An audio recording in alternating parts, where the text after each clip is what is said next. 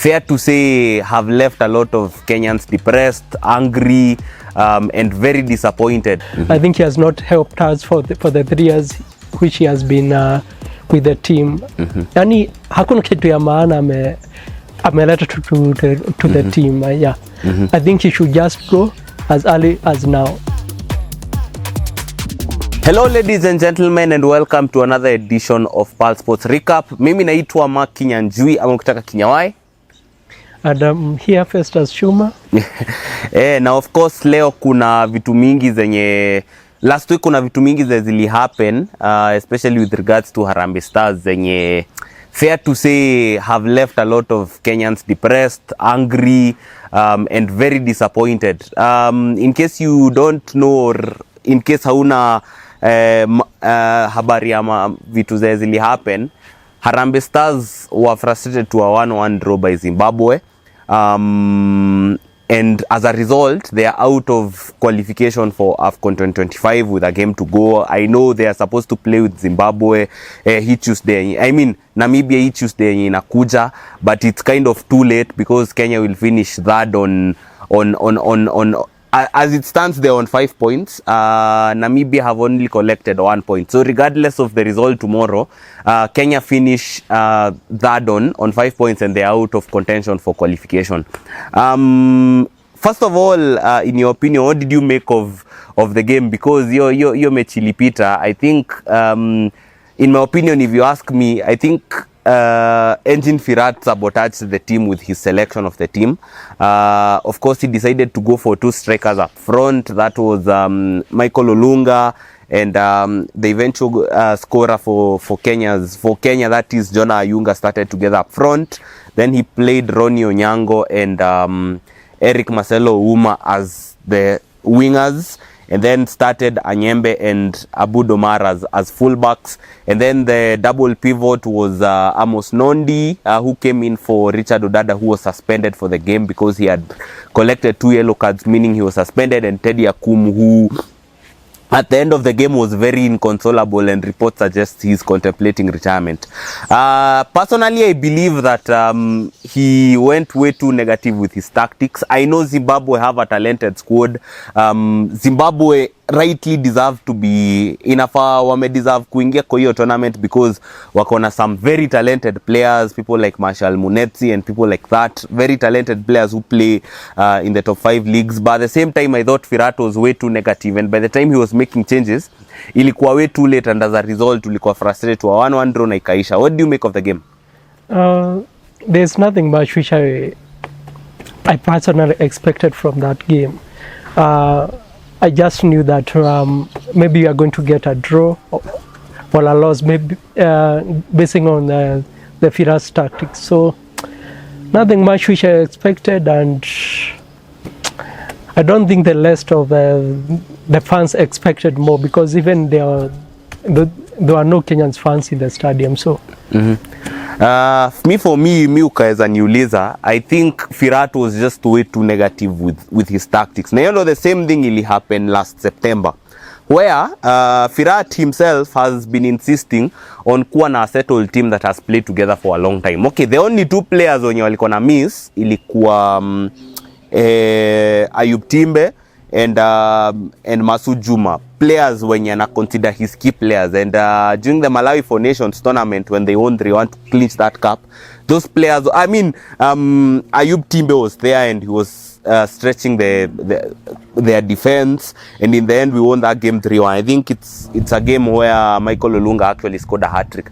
But heading into this game, in my opinion, I think he had all the players he needed. When we lost to Cameroon 1-0 in October, that was a game in Nambola. That was a game where Kenya actually played better, and John Avire allowed the team to play with more aggressiveness.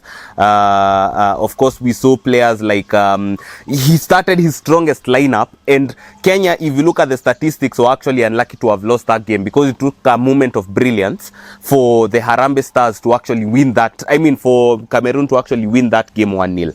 But into this game, he decides, okay, he said Zimbabwe will sit deep, which they actually did and played on the counter attack. You need creativity. Why all of a sudden do you drop Duke Abuya and bring in 2 center forwards, and then start 2 fullbacks as wingers, which, yes, I understand you want them to spam crosses because they are very good at attacking and then spamming crosses. And I think actually Ronnie had a good chance to actually take the lead, and then Zimbabwe actually scored from the resulting counter attack. Actually, Gozmule was saying he went for power over precision, and that is a problem that affects us because these players are not nurtured earlier. I get that, but at the same time, nowhere are you telling me that these players are not good enough to actually qualify for the tournament if Firat had maintained the starting 11. So I think for your game, me na blame tactics zake, because I think he went too negative. Now by the time alikuwa na realize ilikuwa too late, because I believe he brought in Duke Abuya in the second half. Kenya started being more progressive, and as a result, they got the equalizing goal. That was by Jonah Ayunga, and then they had other chances to take the lead but didn't capitalize on them. And before they realized it, you're bringing on Austin Odhiambo when it's way too late, and the side have decided to drop deep because all they need is just to consolidate 1 point so that they can seal qualification with a game to spare. So for me, as much as yes, I know that Kenyan football needs work, structures need to change, and we need to start developing the youngsters for the future, I also believe Firat was way too negative with his tactics. And speaking of Firat, do you think Firat needs to stay or should he go? What's your opinion? I think he is supposed to go as early before the Tuesday match. Mm-hmm. That is tomorrow. Mm-hmm. I think he has not helped us for the 3 years which he has been with the team. Mm-hmm. Yani hakuna kitu ya maana ameleta to the team. Yeah. Mm-hmm. I think he should just go as early as now. Mm-hmm. For me, I'll also agree, because Firat himself had stated that AFCON 2025 was a tournament we needed to qualify, and not only qualify, become the first Kenyan team in history to make it out of the group stage into the round of 16. Juu itatusaidia 2027 when we play on home soil, because we'll be co-hosting it alongside Uganda and Tanzania. He said that. Then all of a sudden, and I also remember wakati tulitop group in October on 4 points, he was actually chest thumping and telling Cameroon they'll not be ready. You know, he was warning Cameroon and Onana, you guys will not be ready. And then all of a sudden, when a result goes haywire, he'll start pointing fingers that, oh, you don't have a stadium, oh, you don't even have a home ground. Yet the reality of the matter, Festus, is even Zimbabwe themselves didn't have a home ground. Yeah.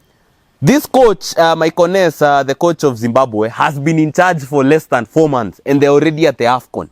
Firat has been in charge since 2021, and yes, I believe he's done some good things. He's untapped some talents, people like Timothy Ouma, who are now playing in Europe in the Europa League. Yes, you give him credit for that, and adding some other players like Stanning Wilson. Yes, I'll give him his flowers. But at the end of the day, as a coach, you will be judged on results, right? So me, in my opinion, now that you did not hit your KPIs, it's time to say thank you.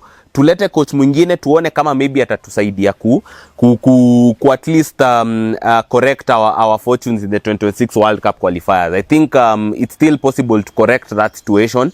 I know itakuwa impossible, but to see, because we are already, I think, 4th, 5 points behind leaders Ivory Coast. But you can't be too negative and keep changing the side and still expect that we will get results at the end of the day. I believe he uses it as an excuse, because even the under 20 coached by Zimbabwe are playing well. They are playing well. He's identified new talents, and they are the first team to have qualified for AFCON under 20. So for me, I believe it's high time we changed the coach, and it's high time to pay mse mwingine fresh ideas, in my opinion. Even in our last League Cup, we had some comments from the fans. We had Jason saying at TCC you have been written off Bure. Is it? What's your comment about that? Maybe his comment. Sijakusikia hapo. Oh, anasema at TCC we have been written off Bure. I think he was trying to say that maybe Kenya we still had a chance against Zimbabwe. We still had a chance, because like I said, we've already played Zimbabwe 4 times. We've not lost to Zimbabwe at all.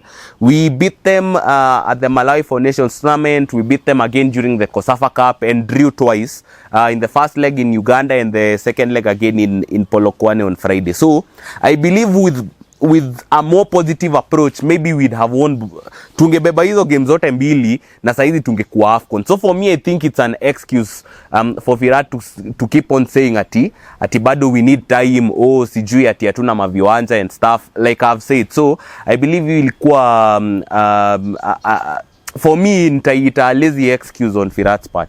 And then we had Stephen Delela. I think he had an oversight of what was to happen in Polokwane, because here he is saying, remember we Zimbabweans, we are many in South Africa, so come tomorrow, the stadium will be full. I think here the stadium was like a quarter full. Maybe, how can you say about that? Polokwane is around 200 kilometers away from Polokwane is 200 kilometers away from the border of Zimbabwe, so of course ilikuwa expected watu wengi wangeenda huko. But moving forwards, I believe we need to change some structures, start emphasizing on young players, that are at primary school level, equip primary school teachers with the right knowledge to nurture these kids, so that within the next 10 years we can start becoming an AFCON mainstay, because that is the only way we'll start becoming an AFCON mainstay. Si kubahatisha vile tunabahatishanga. Any other comment? Maybe from the street TV commentary, hapa alikuwa anasema gumu sana, lack of homestead has costed us this group. And do you agree with him? Ati lack of homestead, home stadium. Hapana, juu pia Zimbabwe wenyewe hawakuwa na home ground na wamequalify. So I don't think many African nations right now don't have home stadia because CAF have recommended new home stadia. So I don't think that was, yes, maybe it was a factor, but not a huge factor for me, because Kenya wamezoea kucheza away from the stadium for quite some time now from home. So even when we beat Qatar, even when we drew with Russia in 2023, so I don't think that is a major factor, although it was a factor. Then Fiden, he's from Zimbabwe, he is saying, accept defeat. Zimbabwe has been always difficult team that can cause a lot of upsets.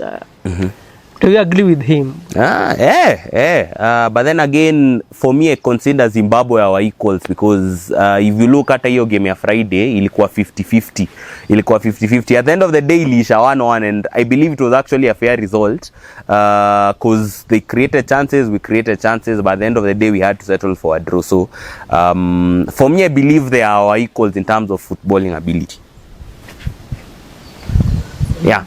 Anyway, my guys, ni hayo tu kwa sasa. What do you think of Harambee Stars? Should Firat stay or go? What do you make of the situation? Tujulishe kwa comment section. Until next time, majama, I've been Mark Kenyan. And for me, Festus Shuma. Tupatane next time, majama.